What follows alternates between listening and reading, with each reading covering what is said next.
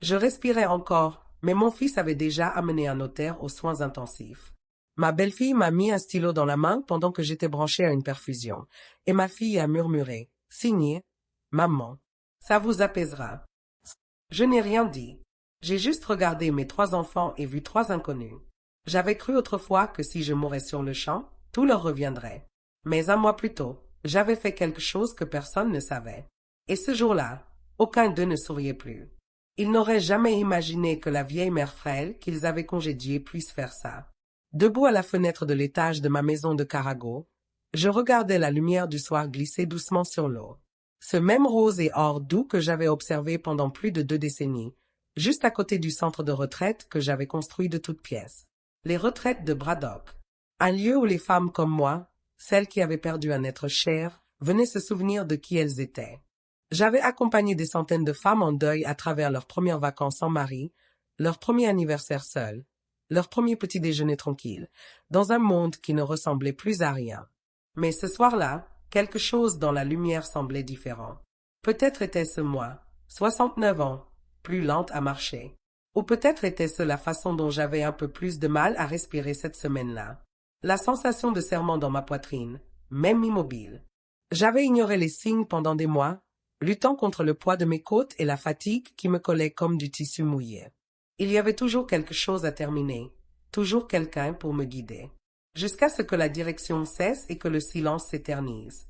Sur mon bureau, j'avais un brouillon de mail. Il traînait là depuis 3 semaines. Objet, aile de veuve. Pas encore de destinataire. Juste un champ vide attendant le courage. Le corps du message ne comportait qu'une seule ligne.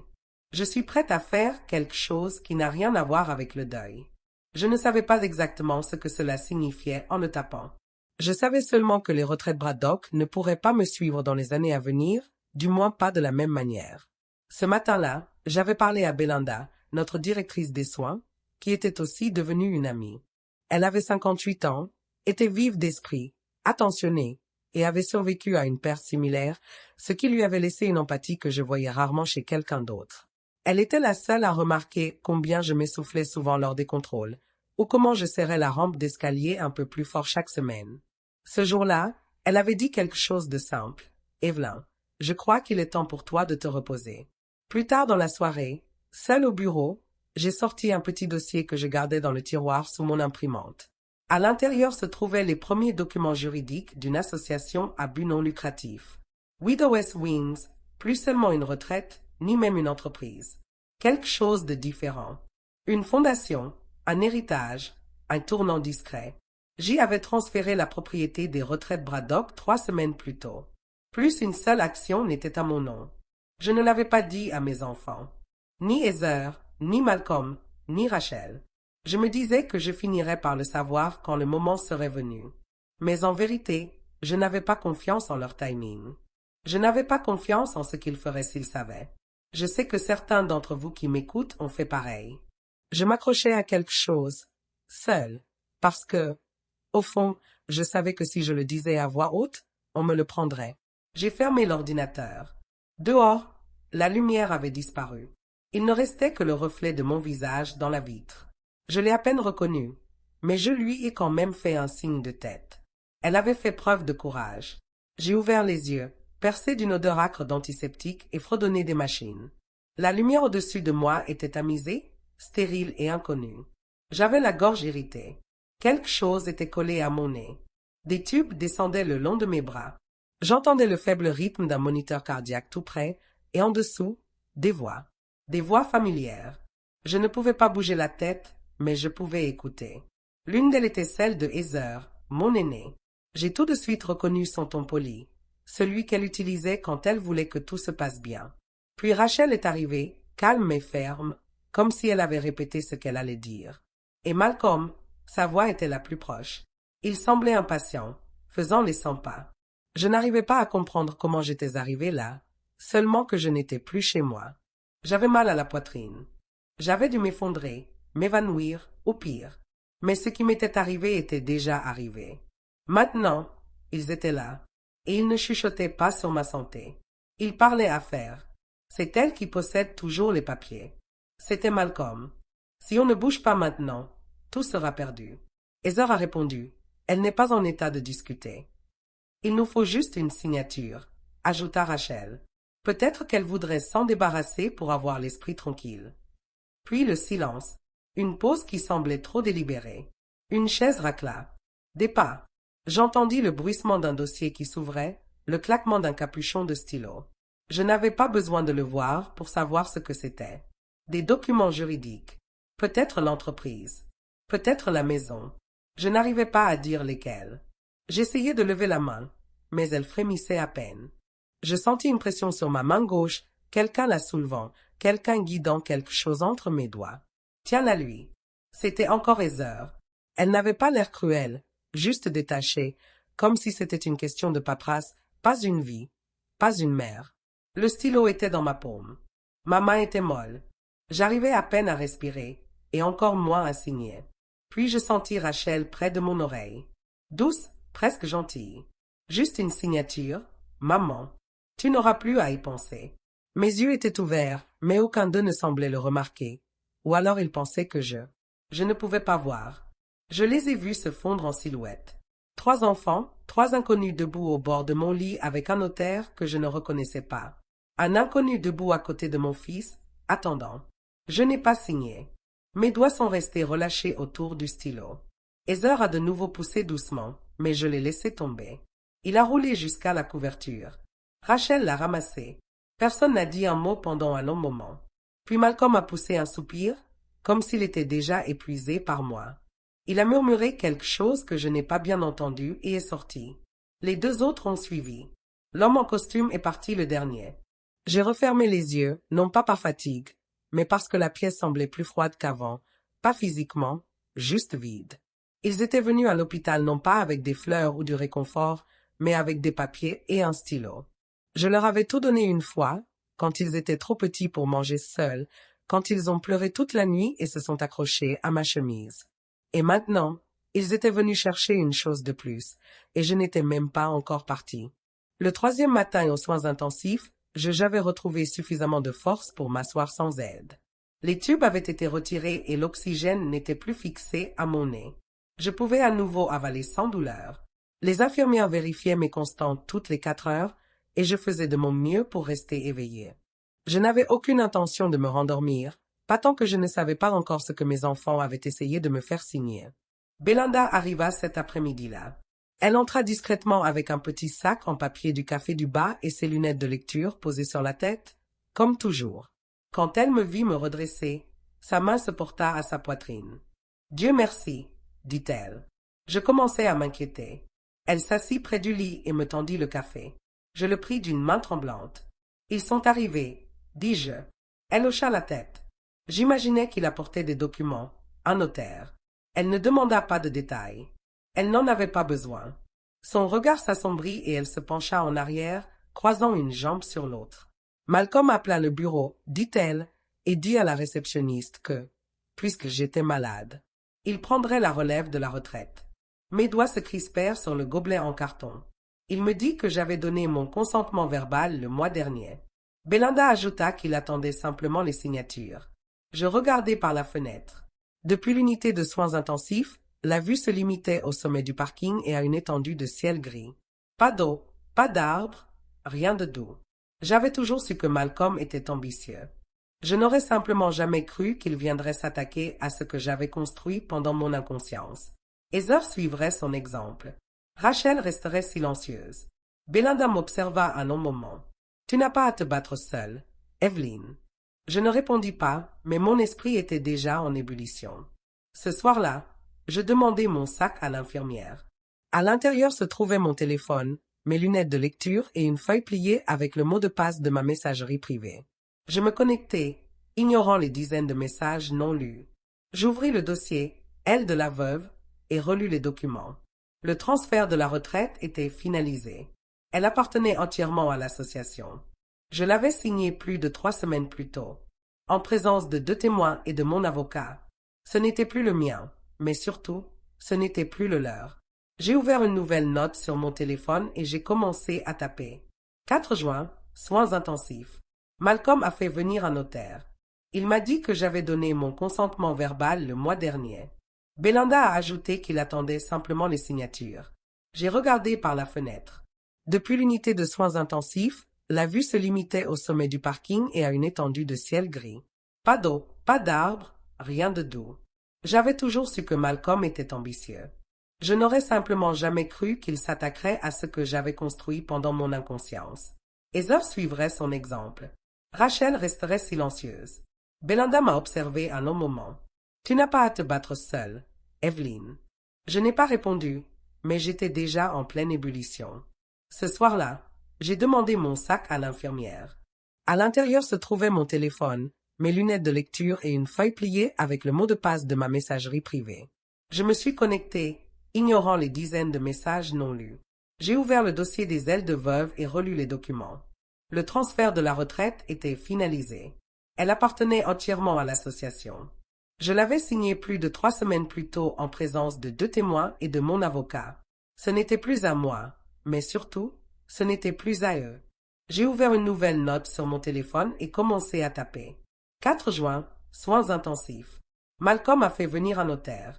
Il a essayé de me forcer à signer pendant que j'étais sous sédatif. Heather était présente. Rachel a assisté. Aucune discussion préalable. Aucun consentement n'a été donné. J'ai enregistré le fichier et l'ai sauvegardé sur le cloud. Puis je l'ai envoyé par courriel à Belinda sans objet. Le lendemain matin, j'ai demandé à l'infirmière de m'apporter une tasse de thé et je lui ai dit que je voulais remarcher.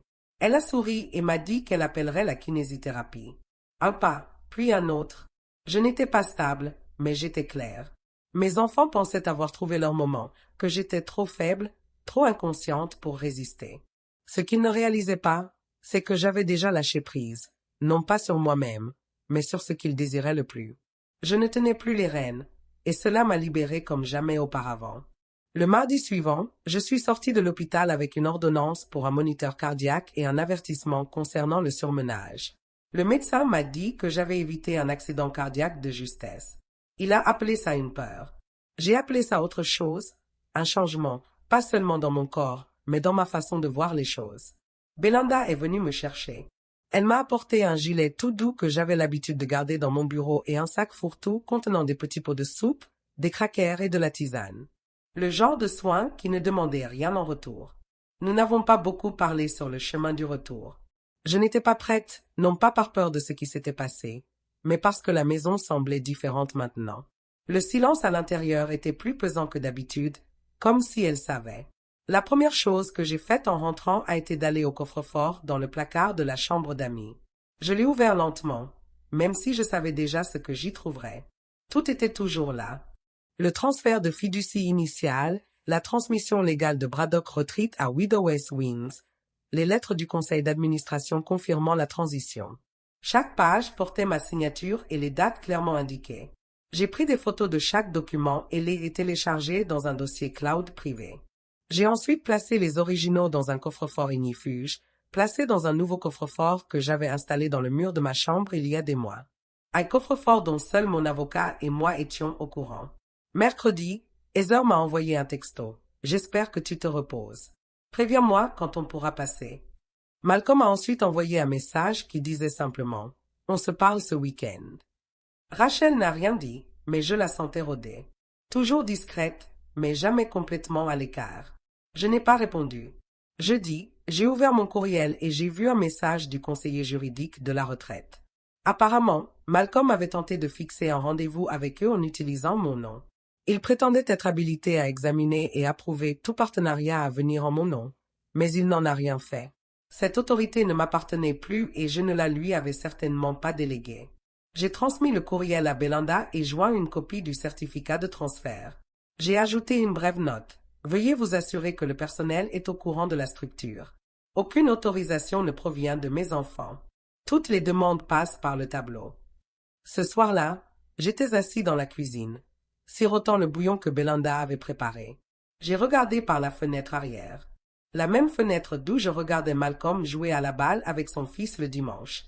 La même terrasse où Heather avait un jour apporté le brunch pour mon anniversaire et l'avait disposé comme une page de magazine. Le même jardin où Rachel avait planté des tomates un printemps et avait oublié de les arroser, puis avait pleuré lorsqu'elles avaient fané. Ça n'avait pas toujours été comme ça, mais ça n'avait pas changé du jour au lendemain non plus.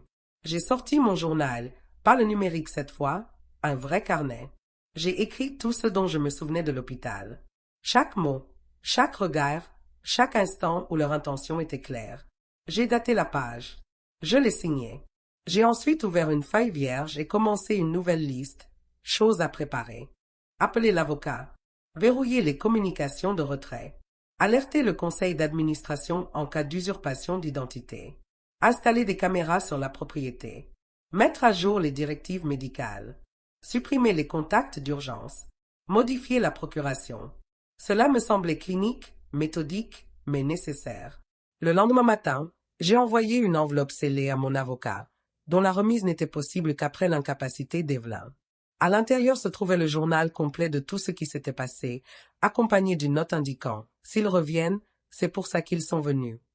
Je ne me sentais pas triomphant. Je me sentais calme, posé, comme quelqu'un qui savait enfin ce que signifie ne pas avoir peur. J'avais survécu à l'hôpital. Maintenant, j'allais survivre aux conséquences à ma façon. Le dimanche, je savais qu'ils viendraient. Ils n'ont pas confirmé d'heure, mais c'était normal. Malcolm n'a jamais cru avoir besoin d'une permission pour se présenter chez moi. Et Heather avait appris ce même droit au fil des ans. Rachel était plus calme, mais son silence n'avait jamais signifié absence. Il signifiait calcul. J'ai passé la matinée comme si c'était n'importe quel autre. De l'eau bouillante pour le thé. J'ai éteint les lumières du porche. J'ai vérifié la boîte aux lettres. Je ne voulais pas avoir l'air d'attendre. Je voulais du calme. Mon pouls restait stable et je gardais les rideaux ouverts. Il devait voir que je ne me cachais pas. Le SUV noir s'est garé dans l'allée peu après-midi.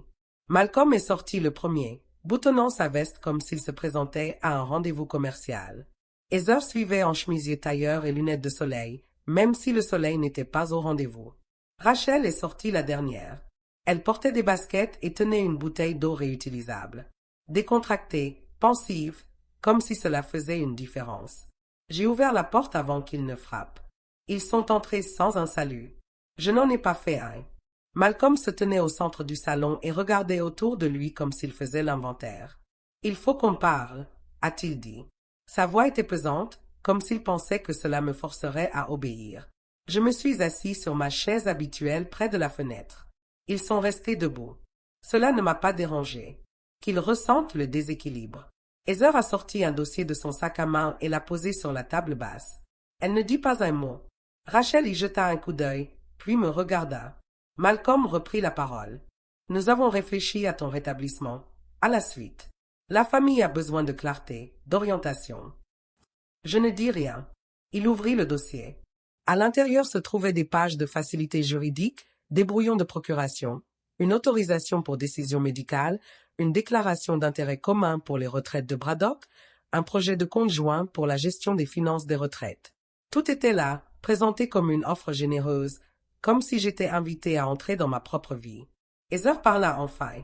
Signez juste les 2 premiers pour l'instant. C'est temporaire, le temps que les choses se tassent, ajouta Rachel.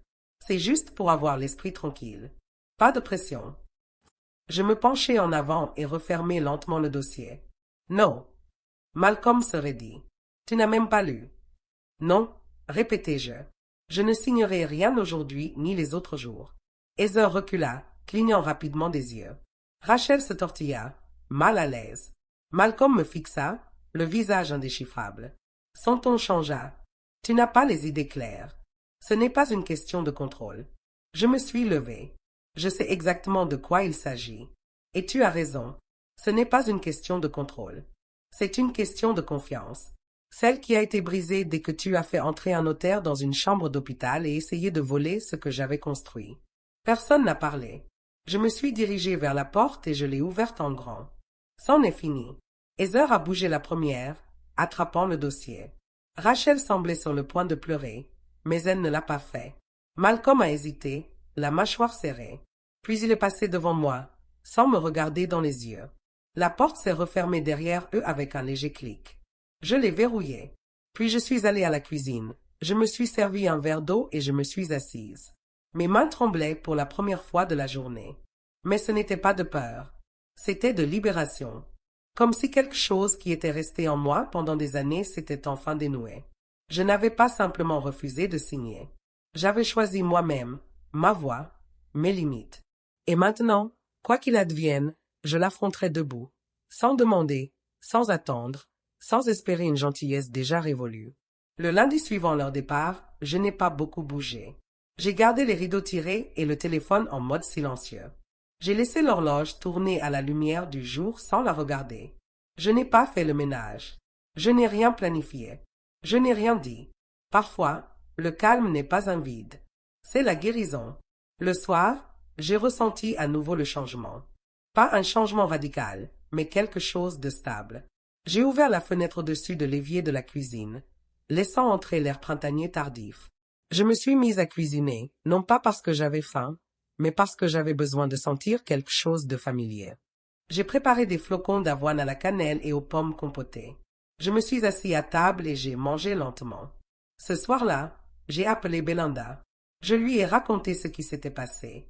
Elle ne m'a pas interrompu, n'a rien demandé de plus. Quand j'ai eu fini, elle m'a juste dit une chose. Je suis fière de toi. Mardi matin, j'ai sorti l'enveloppe du tiroir de mon bureau, celle destinée au conseil. À l'intérieur se trouvait une copie du document complet de transition de la retraite, un journal de mes interactions récentes avec mes enfants et une lettre. Dans cette lettre, j'indiquais clairement qu'aucun membre de ma famille ne devait avoir accès à la propriété ni être impliqué dans les décisions, à quelque niveau que ce soit. Je ne demandais pas une faveur. J'imposais une limite. Je l'ai remise en main propre au bureau de liaison temporaire du conseil, au centre de retraite, cet après-midi-là. Je ne me suis pas attardée. J'ai parcouru le terrain une fois lentement, comme pour dire au revoir à la version de moi-même qui avait autrefois animé les réunions du personnel sous les chênes et planté des jonquilles le long des allées. Puis je suis partie. Le soir même, Malcolm m'a appelé. J'ai laissé tomber la messagerie. Puis Heather, puis Rachel. 3 messages en l'espace d'une heure. Maman, il faut qu'on se reparle. Il n'est pas trop tard pour arranger ça. On pourrait juste se revoir et mettre les choses au clair? J'ai écouté une fois, puis je les ai supprimés. Mercredi, je suis retournée à mon journal. Cette fois, j'ai écrit sur qui j'étais avant tout ça. Pas la mère, pas la directrice de retraite, mais la fille qui a grandi dans un 2 pièces dans l'Ohio avec un père qui lisait le journal à voix haute et une mère qui coupait des coupons le dimanche après-midi. La fille qui ne possédait pas grand-chose mais se sentait en sécurité, se sentait choisie. Vendredi, j'avais envoyé 2 autres lettres. L'une à mon notaire pour mettre à jour les directives et réaffirmer les termes de ma fiducie. L'autre à une association qui soutenait les aidants de parents âgés. J'ai proposé de parrainer 3 familles pour une année complète de services de soutien. Discrètement, anonymement, je n'avais pas besoin que quiconque le sache. J'avais juste besoin de me rappeler que j'avais encore du pouvoir. Pas le pouvoir bruyant, le pouvoir ancré. Ce week-end-là, j'ai vidé le placard du couloir, non pas par colère ni par clôture symbolique, mais simplement pour faire de la place. J'ai mis de vieilles serviettes et de vieux draps dans des cartons pour les donner. J'ai jeté des chaussures usées et des produits périmés. J'ai réorganisé la bibliothèque et arrosé les plantes. Certains reconstruisent avec des briques et des plantes. Moi, je reconstruisais à toute vitesse. Je ne vérifiais plus l'allée pour voir s'il y avait des visiteurs. Je ne gardais plus de sac près de la porte au cas où quelqu'un essaierait de forcer l'entrée. J'avais déjà quitté la version de moi-même qui aurait ouvert cette porte. Le lundi suivant, une grande enveloppe blanche est arrivée par courrier recommandé. J'ai vu l'adresse de retour avant même d'avoir ouvert le seau. Elle venait de l'avocat de Malcolm. Je l'ai posée sur la table de la cuisine. Me suis assise en face et l'ai laissée là pendant plus d'1 heure. La maison était silencieuse, à l'exception de quelques craquements occasionnels dans le parquet. Même le vent dehors semblait s'être calmé. Quand je l'ai enfin ouverte, les papiers à l'intérieur étaient exactement ce à quoi je m'attendais. Une demande officielle de tutelle d'urgence. Malcolm avait déposé une requête auprès du tribunal des affaires familiales pour obtenir l'autorisation légale de prendre mes décisions financières. J'y ai joint des documents signés par Heather et Rachel, faisant état de leurs inquiétudes face à mon récent comportement erratique et aux risques supposés que je représentais pour moi-même et ma succession. Ils ont parlé d'amour, de protection, d'intervention, mais ce n'était pas le cas. C'était du contrôle en langage juridique. Ce qui m'a interpellé, ce n'était pas le contenu. C'était la confiance. Ils croyaient sincèrement que j'allais céder, que je paniquerais, que leur pression combinée me ramènerait à la femme qui, autrefois, leur donnait de la place à chaque table pour leurs excuses. Mais je ne les ai pas appelés. Je n'ai pas crié ni pleuré. J'ai appelé mon avocate. À midi, j'étais dans son bureau. Elle s'appelait Anita Meek.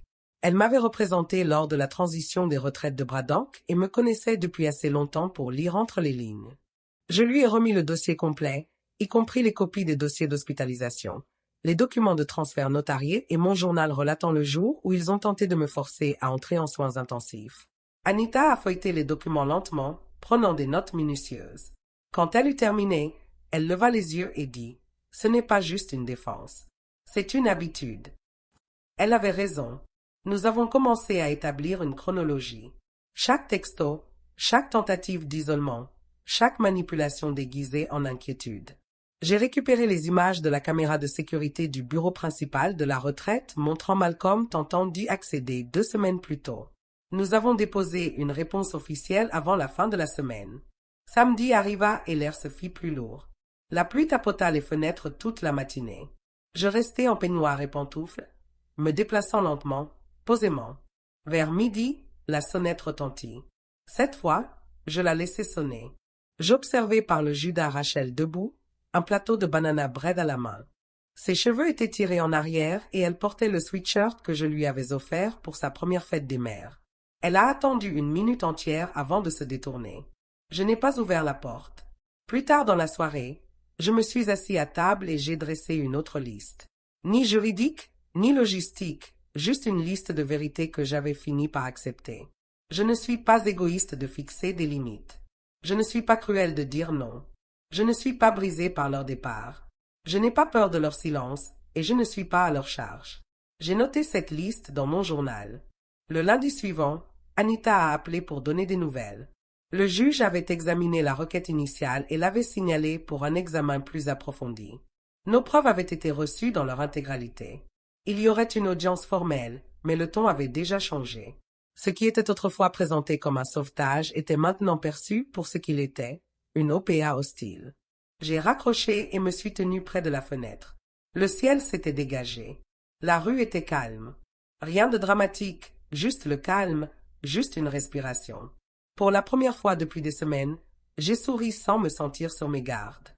Quoi qu'il advienne, je l'accueillerai avec assurance, non pas comme une mère corrigée, ni comme une femme interrogée, mais comme Evelyn Braddock, entière, détendue, et enfin, n'attendant plus la permission. Le matin de l'audience, je suis arrivé au tribunal avec une demi-heure d'avance. Je portais mon manteau bleu marine, celui que je portais lors des visites aux donateurs et des réunions politiques, non par fierté, mais pour me rappeler qui j'avais été autrefois dans des salles comme celle-ci. Une femme avec de la présence, une femme que personne ne rebutait. Anita m'a accueilli sur les marches. Elle avait l'air calme, concentrée. Elle n'a pas proféré de platitudes, a simplement hoché la tête et a marché à mes côtés en silence. Nous sommes entrés dans la petite salle d'audience. Malcolm était assis à l'autre bout avec son avocat. Heather et Rachel étaient là aussi, toutes deux vêtues de couleur neutre, évitant le mien du regard. Je ne m'attendais pas à ce qu'elles me regardent. Je n'en avais pas besoin. La juge, une femme aux cheveux poivre et sel et au ton précis, a lu le dossier à voix haute. Puis elle a demandé les déclarations liminaires. L'avocat de Malcolm a pris la parole en premier, décrivant leur version de moi. Isolé, désemparé, vulnérable. Il a utilisé des expressions comme manque de jugement et influence indue. J'ai écouté, sans sourciller, car je savais ce qui allait suivre. Anita, calme et posée, a commencé. Elle a décrit ma carrière, mes réalisations, mon autonomie juridique et médicale.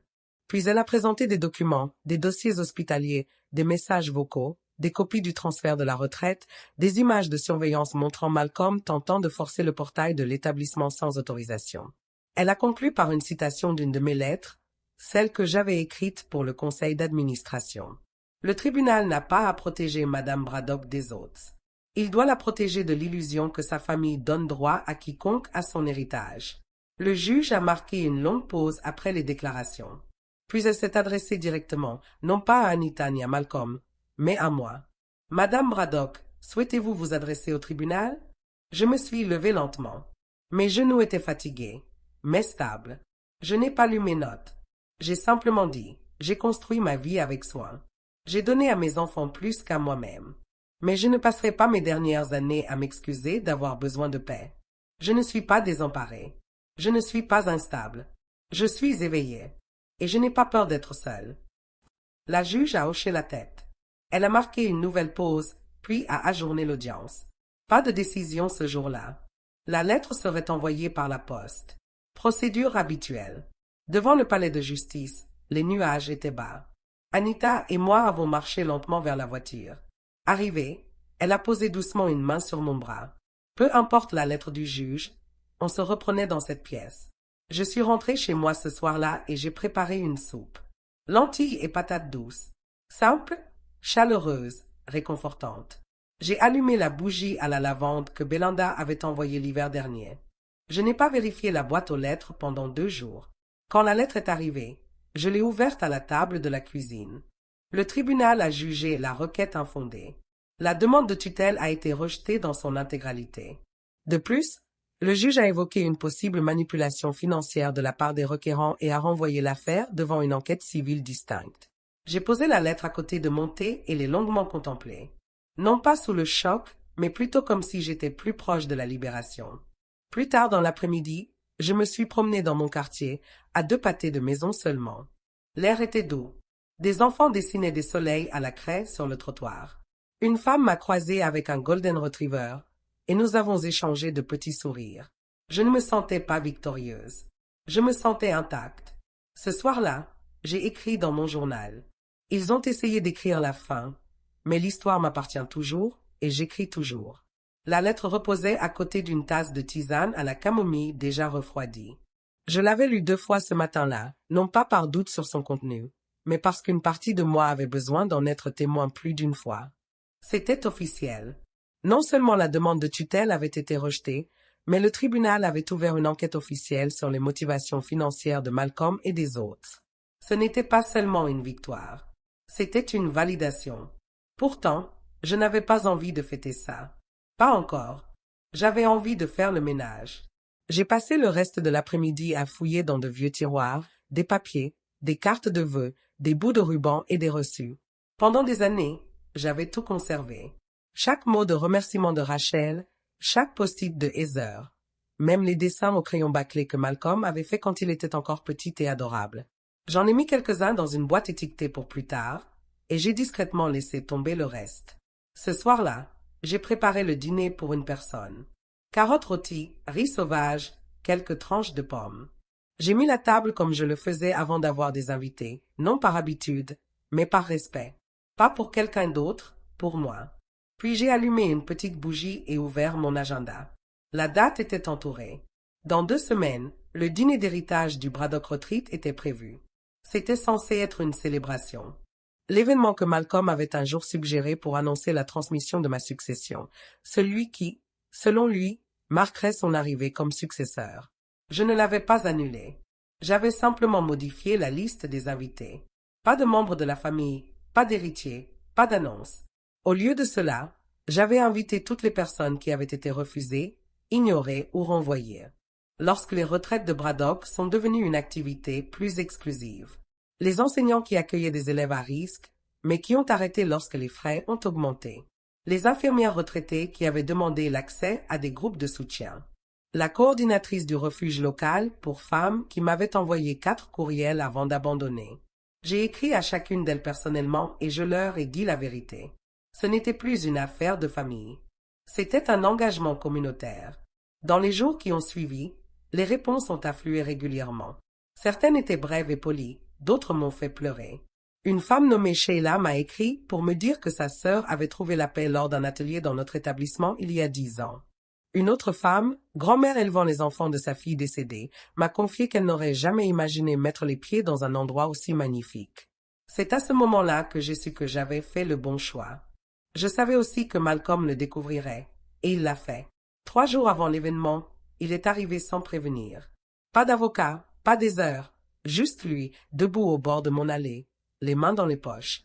Je ne l'ai pas invité à entrer. Il m'a demandé calmement ce que je faisais, pourquoi je rejetais la vision que nous avions construite ensemble, pourquoi je prenais cela pour une affaire personnelle. Je l'ai écouté, puis je lui ai dit que ce n'était jamais personnel. C'était nécessaire, car j'avais passé trop d'années à confondre amour et loyauté, et je ne le ferai plus. Il m'a regardé, non pas avec colère, mais avec un regard vide, comme quelqu'un qui regarde une maison qu'il a habitée, mais qu'il ne reconnaît plus. Avant de partir, il a dit une chose, tu n'auras plus rien pour nous quand ce sera fini. Je l'ai regardé droit dans les yeux. C'est exactement le but. Puis j'ai fermé la porte. Le silence qui a suivi n'était pas vide. C'était propre, intact.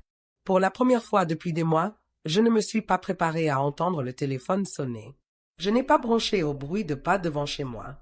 Je suis simplement resté planté dans ce silence et je me suis laissé porter. Et dans ce silence, j'ai souri. Non pas parce que j'avais gagné, mais parce que j'avais enfin choisi ma place. Le soir de l'événement est arrivé discrètement, presque sans prévenir. J'avais passé la matinée dans la cuisine, à préparer un simple cake au citron et à repasser ma vieille robe bleu marine. Elle n'était pas neuve, elle n'était pas glamour, mais elle était à moi. Je l'avais portée lorsque Braddock Retreat avait ouvert ses portes au public. Ça me semblait être le bon choix maintenant. À 17 heures, le soleil commençait à décliner juste derrière la colline. Les lumières du jardin clignotaient, et le doux bourdonnement des chaises qu'on installait devant la serre résonnait sur la pelouse. Depuis l'entrée latérale, j'ai observé l'arrivée des invités. Une femme aux cheveux argentés est sortie de sa voiture, tenant un jeune garçon par la main. Un homme en uniforme de la poste. Une femme en fauteuil roulant, lentement poussée par sa petite fille adolescente. Aucun d'eux n'était habillé. Aucun d'eux ne s'attendait à rien. À l'intérieur de la serre, de longues tables étaient recouvertes de nappes unies. Sur chaque assiette, j'avais déposé un mot manuscrit. Vous avez votre place ici. C'était tout ce qu'il y avait à dire. Je suis resté à l'entrée tandis que tout le monde entrait. Je les ai salués, non pas comme un fondateur, ni comme un bienfaiteur, mais comme quelqu'un simplement reconnaissant de les revoir. Puis je me suis avancé au micro. Non pas parce que j'avais un discours à faire, mais parce qu'il y avait quelque chose à dire à voix haute. Je leur ai raconté les débuts, comment cette retraite n'avait jamais été conçue pour être clôturée ou organisée, comment j'avais perdu de vue l'essentiel en cours de route et comment j'avais choisi de la restituer pleinement et définitivement à sa vocation première. Je leur ai dit que le terrain était désormais entre les mains d'une fiducie communautaire, que le transfert légal était finalisé, qu'il n'y aurait plus de bataille successorale, plus de failles, plus de possibilité de retour en arrière. La retraite appartiendrait à ceux qui en avaient le plus besoin. Pendant quelques secondes, personne n'a applaudi, puis lentement quelqu'un s'est levé. Puis un autre, puis un autre. Ils sont restés silencieux. Ils se tenaient là, les larmes aux yeux, les mains aux côtés, comme pour honorer quelque chose qui leur avait été enlevé et qui leur était maintenant rendu. Je me suis éloigné du micro. Je n'avais pas besoin d'en dire plus. Ce soir-là, après que tout le monde soit parti et que les bougies se soient consumées, j'ai traversé chaque pièce lentement.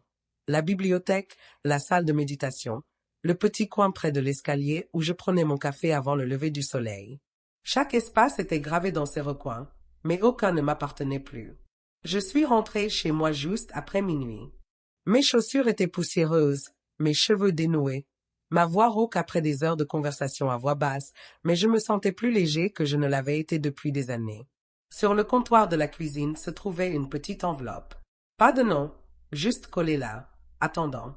À l'intérieur, un morceau de cahier plié. L'écriture des heures. Il était écrit « Je n'ai pas compris. Je ne comprends toujours pas. Mais je suis désolé. » Aucune exigence, aucune requête, aucune signature, juste un mot. Un mot court qui donnait l'impression que quelqu'un lâche prise. Je l'ai déposé délicatement dans le tiroir près du poêle, non pas parce que je lui avais déjà pardonné, mais parce que la lire ne me faisait plus mal. C'était le début de quelque chose de nouveau. Ni une réconciliation, ni de grandes retrouvailles, mais une libération. Et dans cette libération, j'ai trouvé une paix qui ne venait ni de la victoire ni des applaudissements. Elle venait du choix de laisser tomber l'histoire qu'ils essayaient d'écrire pour moi et de commencer enfin à écrire la mienne. Environ une semaine après l'événement, j'ai reçu une lettre par la poste. Du vrai papier, sans adresse de retour. Elle avait été réexpédiée par le bureau de la retraite. J'ai failli la jeter, pensant qu'il s'agissait d'une plainte ou d'une demande de renseignement habituelle. Mais quelque chose dans l'écriture a attiré mon attention, penchée, pointue. Je l'ai ouverte lentement. C'était de Grant. Il n'a pas commencé par maman, juste Evelyne. Il a écrit qu'il était passé devant la retraite en voiture et avait vu des gens franchir librement le portail. Il s'était garé et avait regardé, de l'autre côté de la rue, une femme en fauteuil roulant poussée sur le chemin de gravier par sa fille. Il a dit l'avoir reconnue grâce à un souvenir qu'il ignorait encore porter. Il a dit avoir senti quelque chose se nouer dans son estomac. Ni de la culpabilité, ni des regrets, mais quelque chose de plus lent, un craquement. Puis, en 2 phrases au milieu de la page, il a admis avoir été au courant du transfert de fiducie avant l'événement. Il avait vu les panneaux, les documents, et même entendu une conversation d'un bénévole de la communauté dans un café près de son bureau. Mais il n'avait pas cru que j'irais jusqu'au bout. Il pensait que je céderais comme toujours. Ses mots, pas les miens. Il terminait la lettre en disant qu'il ne demandait rien, juste qu'il comprenait maintenant, non pas pourquoi je le faisais, mais que j'en avais le droit. Cette partie signifiait plus que des excuses. Je suis resté assis avec la lettre un long moment, sans la lire, juste la tenir, laissant le poids de ces phrases s'installer dans ma poitrine. Plus tard dans la journée, je me suis rendu sur le banc près du jardin, celui-là même où j'attendais l'arrivée des premiers invités des années auparavant. J'ai vu un homme âgé nouer un foulard autour du cou de sa femme. Elle a souri sans dire un mot. Il n'y a eu aucune fanfare, aucun moment de reconnaissance. Juste une vie qui continuait comme elle devait toujours le faire. Ce soir-là, j'ai appelé Leslie. Elle a répondu rapidement, la voix plus basse que d'habitude. Je lui ai parlé de la lettre, je lui ai dit que je ne savais pas ce qu'elle signifiait ni si elle signifiait quoi que ce soit, mais que je devais le dire à voix haute à quelqu'un qui m'avait soutenu dans les moments les plus sombres. Elle est restée silencieuse pendant un moment. Puis elle m'a dit qu'elle avait aussi vu quelque chose changer chez Heather. Un silence qui n'était pas froid, juste prudent. Et j'ai dit, c'était peut-être suffisant. Parfois, tout ce qu'on a, c'est de l'espace. Pas de conclusion, pas de guérison, juste un peu plus d'espace pour respirer. Le lendemain matin, je me suis retrouvée à la salle communautaire. Pas pour affaires, pas pour travailler, juste pour m'asseoir, juste pour écouter. Une femme racontait comment elle avait quitté un mariage après 30 ans, comment ses enfants ne lui parlaient toujours pas, mais qu'elle apprenait à accepter cela pour ne pas se laisser définir. Je n'ai rien dit, mais j'ai hoché la tête lorsque nos regards se sont croisés. Je crois qu'elle a compris. Parfois, les meilleures histoires ne sont pas celles qui se font entendre. Ce sont celles qui se terminent doucement, sans que personne ne regarde, sans que personne n'encourage, juste un instant de silence. Un moment où l'on réalise enfin qu'on n'attend plus d'être sauvé. On l'attend déjà. La neige est arrivée tôt cette année-là. Elle a recouvert la cime des pins et s'est déposée délicatement le long de la balustrade de ma véranda. Ce matin-là, une tasse de thé à la cannelle à la main, je regardais la lumière s'étendre lentement sur le lac. L'air était immobile, ce genre de calme qu'on apprend à apprécier qu'après avoir vécu suffisamment de bruit. À l'intérieur, le feu crépitait faiblement. Je n'avais pas de mail à répondre, pas de réunion de conseil à préparer. Juste un dimanche tranquille. Une vie que j'avais reconstruite après le chaos. La paix n'était pas parfaite. Il y avait des jours où j'entendais encore les échos du passé. Mais ils ne dominaient plus la pièce. Ils passaient comme le vent sous une porte, ressentis, mais non craints. J'avais une invitation posée sur mon comptoir d'une femme nommée Joyce. Elle avait rejoint la retraite quelques mois auparavant, après que sa fille l'eut placée dans un petit établissement et ne fût jamais revenue. Joyce enseignait maintenant la poterie aux autres. De la vraie poterie. Elle n'appelait jamais ça de l'art-thérapie. Elle disait qu'il s'agissait simplement de façonner de ses mains quelque chose que personne d'autre ne pouvait façonner pour soi. Je n'ai pas assisté aux cours, mais je suis allé les observer cet après-midi-là par la fenêtre. Ils riaient à l'intérieur, pas fort, mais librement. Je suis resté dehors, les mains dans les poches de mon manteau, le cœur plus léger que dans mes souvenirs. Plus tard, en rentrant chez moi, je suis passé devant un banc de pierre sur lequel quelqu'un avait gravé une citation. Je me suis arrêté pour la lire. Personne ne peut vous rendre votre voix. Vous la reprenez quand vous êtes prêt. Je ne l'avais jamais vue auparavant, même si le banc avait toujours été là. Je suis resté là plus longtemps que prévu, le regard fixé comme si la pierre me parlait directement. Ce soir-là, j'ai ouvert le tiroir verrouillé de ma chambre. À l'intérieur se trouvait la lettre originale de Grant, celle que j'avais lue et rangée. Je ne l'ai pas déchirée. Je ne l'ai pas brûlée. Je l'ai relue, plus lentement cette fois, puis je l'ai repliée et rangée dans un journal que j'avais commencé des semaines auparavant. Non pas pour écrire sur eux, mais pour écrire sur moi. L'histoire n'était pas terminée. Elle n'était ni nette, ni résolue, ni enveloppée dans un ruban, mais elle était à nouveau mienne. Et c'était suffisant. Si cette histoire vous est restée en tête ne serait-ce que quelques minutes, Merci de votre écoute. Parfois, la guérison ne vient pas d'une fin parfaite, mais de raconter l'histoire à voix haute et de la laisser se poser là où elle doit être. Si un aspect du parcours d'Evelyne vous a semblé familier ou vous a rappelé votre propre force tranquille, vous n'êtes pas seul. J'aimerais savoir ce qui vous a le plus marqué. Votre histoire compte.